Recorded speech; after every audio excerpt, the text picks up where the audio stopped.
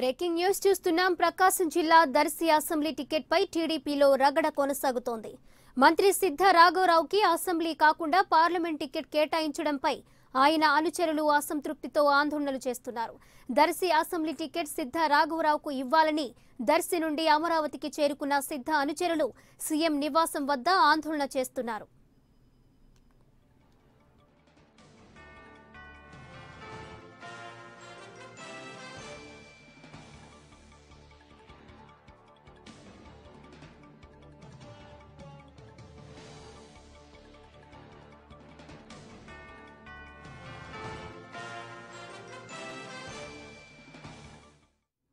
ప్రకాశం జిల్లా Darsi assembly ticket పై టీడీపీలో రగడ కొనసాగుతోంది.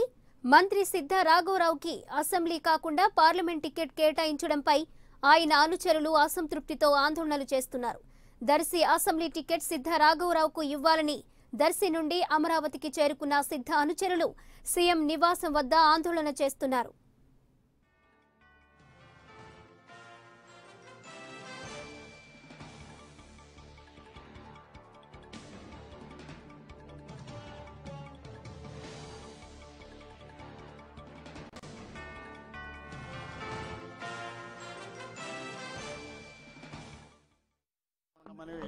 వారు ముఖ్యమంత్రి గారితో మాట్లాడడానికి రావడం జరిగింది. ముఖ్యమంత్రి గారిని దృష్టికి తీసుకెళ్ళి ముఖ్యమంత్రి గారు ఏ నిర్ణయం తీసుకుంటే దానికి అనుగుణంగా మనం కూడా అది కన్విన్స్ చెప్పాల్సిన బాధ్యత ఉంది. అందువల్ల ముఖ్యమంత్రి గారితో మాట్లాడి వాళ్ళు కూడా పిలిపించాము. ఒకవేళ ఎంపీగా వెళ్ళాలి తప్పదు అని అంటే ఎలా ఉండబోతుంది సార్? మీ భవిష్యత్ కార్యాచరణ ఎంపీగా పోటీ చేస్తారా? అవసరమైతే స్వతంత్ర అభ్యర్థిగానే దించిగా గెలిపించుకుంటాం అంటున్నారు. ఎలా ఉండబోతుంది మీరు ఖచ్చితంగా ఎంపీగా వెళ్ళాలని అంటే కనుక?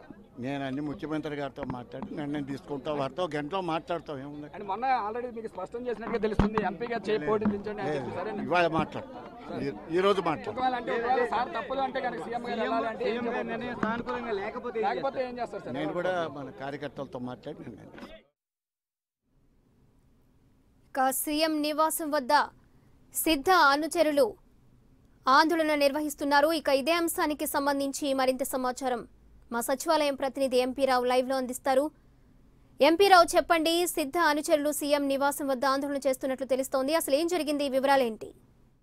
కాసేపటి క్రితం వరకు అయితే ఆందోళన జరిగింది. మంత్రి సిద్ధరాఘవరావు వచ్చి వాళ్ళని ఏం గొడవ చేయొద్దు, నేను వెళ్తున్నాను, వెళ్ళి అధినేత చంద్రబాబు నాయుడుతో మాట్లాడి వచ్చిన తర్వాత అప్పుడు మనం ఏమన్నా ఉంటే మాట్లాడుకుందాం, అప్పటి వరకు మీరు ప్రశాంతంగా ఉండండి, గొడవ చేయొద్దని చెప్పి ఆయన వచ్చి సర్ది చెప్పిన తర్వాత అయితే కొంచెం గందరగోళం అయితే కాస్త కుదుటి పడింది. పెద్ద ఎత్తున దర్శి నుంచి వేలాది మంది కార్యకర్తలు సిద్ధరాఘవరావుకు మద్దతుగా ఇక్కడికి వచ్చారు. మనం కూడా ఏపీ 24/7 కూడా సిద్ధరాఘవరావును మాట్లాడించింది. ఆయన మాటలోనే మనకు చాలా క్లారిటీగా అర్థమైపోయింది. ఆయనకు ఎంపీగా వెళ్ళడం ఏ మాత్రం ఇష్టం లేదు అని చెప్పి మనతో మాట్లాడిన సందర్భంగా ఆయన ఎక్స్ప్రెషన్ చూస్తేనే మనకు అర్థమైపోయింది. ఆయన కూడా ఎలాంటి క్లారిటీ కూడా ఇవ్వలేదు. కంటిన్యూ చేస్తారా, పార్టీలో ఉంటారా అంటే పార్టీలో ఉంటాను అంటున్నారు తప్ప ఎంపీగా పోటీ చేయకపోతే ఏంటి పరిస్థితి అంటే నేను కార్యకర్తలతో సమావేశం పెట్టుకుంటాను అంటున్నారు తప్ప లేదు నేను ఖచ్చితంగా అధిష్టానం చెప్పినట్టు నేను ముందుకు వెళ్తాను, లేదంటే నాకు దర్శి సీటు కావాలని మాత్రం ఆయన ఎక్కడా కూడా స్పష్టత ఇవ్వలేదు. దీన్ని బట్టి మనం చాలా స్పష్టంగా అర్థమవుతుంది సిద్ధ రాఘవరావు ఒంగోలు ఎంపీ స్థానానికి వెళ్ళడానికి ఏ మాత్రం కూడా ఇష్టపడడం లేదు. నిన్నంతా కూడా కార్యకర్తలు దర్శి నియోజకవర్గంలో పెద్ద ఎత్తున ఆందోళన చేశారు. వారంతా కూడా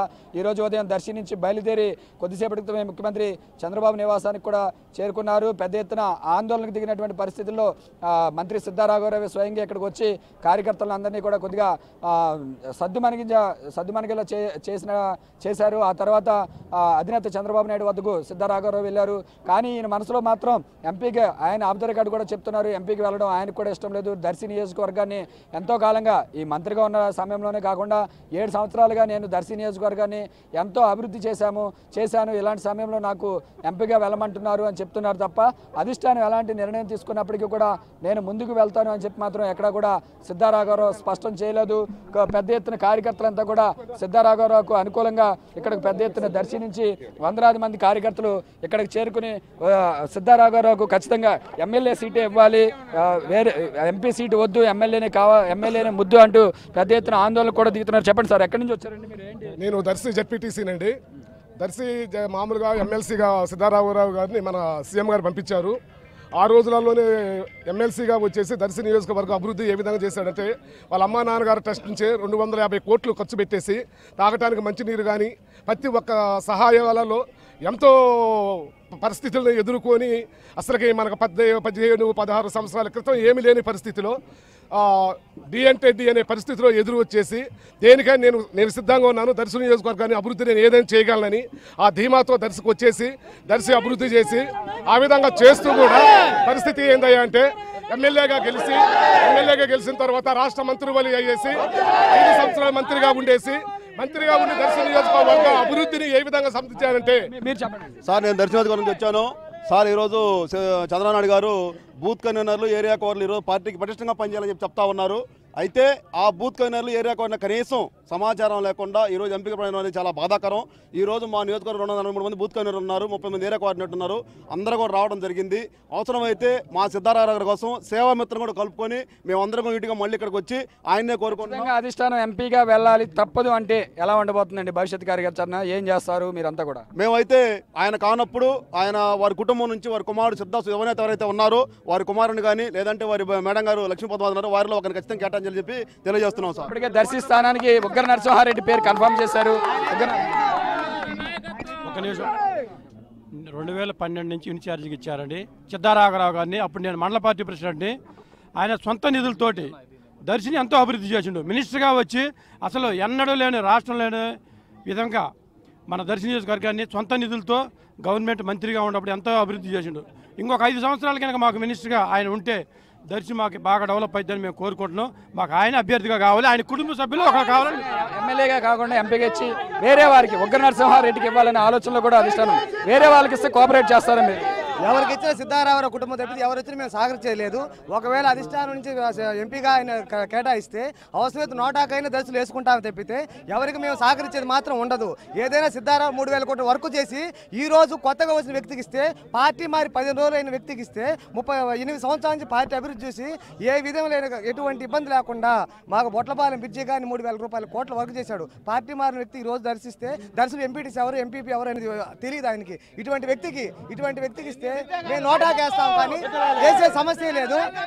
అధిష్టానం మేరకు ఎంపీకేస్తాం కానీ ఇస్తే దర్శి నియోజకవర్గాన్ని మన మినిస్టర్ గారు అయిన సిద్ధారాఘరావు గారు ఏ విధంగా అయితే చేశారండి అది చెప్పే రీతి కాదండి.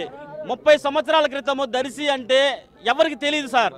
అలాంటి దర్శి ఈరోజు మన సారు మినిస్టర్ గారు సిద్ధారాఘరావు వల్ల విపరీతమైన క్రేజ్. అంటే ఇప్పుడు కడప వెళ్ళేది కానీ ఇటు సైడ్ వెళ్ళే ప్రతి రూట్ కూడా దర్శి నుంచి టచ్ చేసి వెళ్ళాలి, ప్రతి కారు కూడా. అలాంటిది అంత బాగా అభివృద్ధి జరిగిందంటే మన సిద్ధా గారు. అలాగే బొట్లపాలెం బ్రిడ్జి కానీ చందవరం బ్రిడ్జి కానీ. ఒకవేళ ఆయన తప్పనిసరి పరిస్థితుల్లో ఎంపీకి వెళ్ళాల్సి వస్తే కార్యకర్తలు నాయకులుగా మండల పరిషత్ నాయకులుగా మీరు ఆయనకేం సలహా ఇస్తారు? నిన్న కొంతమంది చెప్పారు ఇండిపెండెంట్ గా ఆయన పోటీ చేసి గెలిపించుకుంటాం అని అంటున్నారు. ఇండిపెండెంట్ గా కరెక్టే సార్, కరెక్టే. మీరు అడిగిన క్వశ్చన్కి ఒకటే సమాధానం సార్ కానీ ఖచ్చితంగా అధిష్టానము ఎంపీకి పోవాలని నిర్ణయిస్తే గట్టిగా దానికి మాత్రం మేము ఒకటే కోరుకుంటాం, వెళ్ళండి సార్ అని. తర్వాత ఇంకోటి వచ్చేసి మా కోరిక ఏంటంటే పద్మావతి మేడం గారికి ఎమ్మెల్యే సీట్ ఇవ్వమని 1కి 10 సార్లు మేము ఒక్క నుంచి చెప్తున్నాం సార్. జై సిద్ధా. చూస్తున్నాము ఇది సిద్ధారాఘరావు మంత్రి విషయంలో మాత్రం కార్యకర్తలంతా కూడా ఒకటే మాట మీద ఉన్నారు. సిద్ధారాఘరావుకు ఎంపీ వద్దు, ఎమ్మెల్యేనే ముద్దు అంటూ పెద్ద ఎత్తున ఇక్కడ నినాదాలు చేస్తూ సిద్ధారాఘరావుకు మద్దతుగా ఆందోళన కూడా చేస్తున్నారు. ఈ ఎంపీల విషయంలో టీడీపీ అధిష్టానం తీసుకుంటున్నటువంటి నిర్ణయాలు పార్టీ అధిష్టానానికే కాదు నాయకులందరికీ కూడా సీనియర్ నాయకులకు కూడా తలనొప్పిగా మారుతున్నటువంటి పరిస్థితి. మనకిప్పుడు అందుతున్నటువంటి సమాచారం ప్రకారం నర్సరావుపేట ఎంపీ స్థానం విషయంలో కూడా ప్రస్తుతం సిట్టింగ్ ఎంపీగా ఉన్నటువంటి రాయపాటి సాంబశివరావు కూడా తీవ్ర అసంతృప్తితో ఉన్నట్లుగా తెలుస్తుంది. ఈ రోజు లేదా రేపు పార్టీని వీడేటటువంటి ఆలోచనలో కూడా రాయపాటి సాంబశివరావు ఉన్నట్లుగా కూడా మనకు తెలుస్తుంది. ఎందుకంటే రాయపాటికి 2 రోజుల క్రితం గుంటూరు నర్సరావుపేట ఎంపీ విషయంలో రాయపాటి సాంబశివరావుకు ఎంపీ స్థానం ఇస్తామని చెప్పి అధిష్టానం చెప్పింది అని కూడా రాయపాటి కుటుంబం చెప్పారు. ఆయన మొదటి నుంచి కూడా తనకు గుంటూరు ఎంపీ టికెట్తో పాటుగా తన కుమారుడు రంగబాబుకు ఎమ్మెల్యే టికెట్ ఇవ్వాలి, సత్తెనపల్లి టికెట్ ఇవ్వాలని చెప్పి కూడా ఆయన డిమాండ్ చేస్తూ వస్తున్నారు. ఈ నేపథ్యంలో సత్తెనపల్లి టికెట్ను కోడెల శివప్రసాదరావు కూడా గట్టిగా డిమాండ్ చేస్తున్నారు. తనకు ఖచ్చితంగా సత్తెనపల్లిలో టికెట్ కావాలి అని చెప్పి కోడెల శివప్రసాదరావు కూడా డిమాండ్ చేస్తున్నారు. కానీ ఇదే విషయంలో రాయపాటి కూడా పట్టుబడుతున్నారు. తన కొడుకు రంగబాబుకు సత్తెనపల్లి టికెట్తో పాటుగా తనకు నర్సరావుపేట ఎంపీగా ఇవ్వాలని చెప్పి కూడా రాయపాటి సాంబశివరావు డిమాండ్ చేస్తున్నారు. సో ఈ విషయంలో అధిష్టానం ఎటు తేల్చుకోలేకపోతుంది. 2 రోజుల క్రితం రాయపాటి సాంబశివరావుకు నర్సరావుపేట ఎంపీగా అనధికారికంగా ప్రకటించినప్పటికీ కూడా నిన్న రాత్రి మళ్ళీ అర్ధాంతరంగా అటు కోడెల శివప్రసాదరావును రాయపాటి సాంబశివరావును కూడా ఇద్దరిని పిలిపించి మాట్లాడింది. మరోసారి కోడెలను నర్సరావుపేట ఎంపీగా బరిలోకి దిగాలని చెప్పి కూడా అధిష్టానం సూచించినట్లుగా తెలుస్తుంది. కానీ కోడెలు మాత్రం బయటకు వచ్చి నేను సత్తెనపల్లికి కన్ఫర్మ్ అయిందని చెప్పి కూడా కోడెల శివప్రసాదరావు అందరూ నియోజకవర్గంలో చెప్తున్నటువంటి పరిస్థితి. సో ఇలాంటి పరిస్థితుల్లో నర్సరావుపేట ఎంపీ టికెట్ నాకు ఇవ్వకుండా, నేను అడిగినట్టుగా నా కొడుకు ఎమ్మెల్యే సీట్ ఇవ్వకుండా నన్ను ఇబ్బందికి పెడుతున్నారు. ఎన్నో ఏళ్ళుగా పార్టీకి ఎంతో సేవ చేశాను, పార్టీకి నిబద్ధతగా ఉండి పనిచేసినటువంటి నాకు పార్టీ ఎలాంటి గౌరవం ఇవ్వకుండా నన్ను తీవ్ర అసంతృప్తికి గురి చేస్తుందని చెప్పి కూడా రాయపాటి వాపోతున్నటువంటి పరిస్థితి. అవసరమైతే పార్టీని వేడడానికి కూడా రాయపాటి సిద్ధమవుతున్నట్లుగా తెలుస్తుంది. ఈ సాయంత్రమే జగన్ను కలిసేందుకు కూడా ఆయన హైదరాబాద్ వెళ్తున్నట్టుగా కూడా మనకు తెలుస్తుంది. ఏదేమైనప్పటికీ కూడా ఎంపీ టికెట్ల విషయంలో మాత్రం తెలుగుదేశం పార్టీకి తలనొప్పిగా మారింది. అధిష్టానం తీసుకుంటున్నటువంటి నిర్ణయాలతోటి తీవ్ర ఇబ్బందులు, అటు సీనియర్ నాయకులు కూడా తీవ్ర ఇబ్బందులు పడుతున్నటువంటి పరిస్థితి. ఇటువైపు మరి దర్శి విషయంలో సిద్ధారాఘవరావు విషయంలో మరోసారి అధిష్టానం పునరాలోచన చేస్తుందా, ఎంపీకి బదులు ఎమ్మెల్యేగా పంపిస్తుందా, అటు నర్సరావుపేట ఎంపీ టికెట్ను రాయపాటి సాంబశివరావు కన్ఫర్మ్ చేయడంతో పాటుగా రాయపాటి డిమాండ్ చేస్తున్న విధంగా ఆయన కొడుకు రంగబాబుకి ఎమ్మెల్యే టికెట్ ఇస్తుందా, ఇవన్నీ కూడా ఈ సాయంత్రానికి క్లారిటీ వచ్చేటటువంటి విషయం ఉంది, అవకాశం ఉంది. ఒకవేళ మాత్రం నర్సరావుపేట విషయంలో ఎలాంటి స్పష్టత రాకపోతే ఖచ్చితంగా రాయపాటి పార్టీ మారుతారనే దాంట్లో మాత్రం ఎలాంటి సందేహం లేదు. మరి కాసేపట్లోనే రాయపాటి విషయంలో కూడా స్పష్టత వచ్చే అవకాశం ఉంది. అలాగే దర్శి విషయంలో కూడా ఎంపీకి ఖచ్చితంగా వెళ్లాలని మాత్రం అధిష్టానం ఆదేశిస్తే మంత్రి సిద్ధారాఘవరావు కూడా పునరాలోచనలో పడే అవకాశం ఉంది. సో మొత్తానికి టీడీపీ అధిష్టానానికి ఎంపీ టికెట్ల వ్యవహారంతో పాటుగా పెండింగ్లో ఉన్నటువంటి ఎమ్మెల్యే టికెట్ల వ్యవహారం పెద్ద తలనొప్పిగా మారుతుంది. ఈ రోజు సాయంత్రం మొదటి విడత ఎమ్మెల్యే అభ్యర్థులతో పాటుగా కొంతమంది ఎంపీ అభ్యర్థుల పేర్లను ప్రకటించేందుకు కూడా అధిష్టానం సిద్ధమవుతుంది. ఇప్పటికే మంత్రివర్గ సహచరులందరినీ కూడా, మొత్తం కేబినెట్ మంత్రులందరినీ కూడా తన నివాసానికి రావాలని చెప్పి ముఖ్యమంత్రి కార్యాలయం నుంచి ఫోన్లు వెళ్ళి ఇప్పటికే మంత్రులందరూ కూడా టీడీపీ అధినేత చంద్రబాబు నివాసానికి చేరుకున్నారు. వారందరితో కూడా అటు మేనిఫెస్టోతో పాటుగా అభ్యర్థుల ఎంపికకు సంబంధించి ఈ రోజు విడుదల చేసేటటువంటి మొదటి విడత జాబితాకు సంబంధించి కూడా మంత్రులందరితో కూడా అధినేత చంద్రబాబు నాయుడు చర్చలు జరుపుతున్నట్లుగా తెలుస్తుంది. ఇదే సమయంలో Narasaraopet MP, Rajahmundry MP, Vizianagaram MP సీట్లతో పాటుగా ఒంగోలు ఎంపీ సీట్ల మీద కూడా ఈ రోజు మధ్యాహ్నం అధినేత చంద్రబాబు నాయుడు చర్చించి ఒక నిర్ణయం తీసుకునే అవకాశం ఉంది. Right MP Rao, thank you.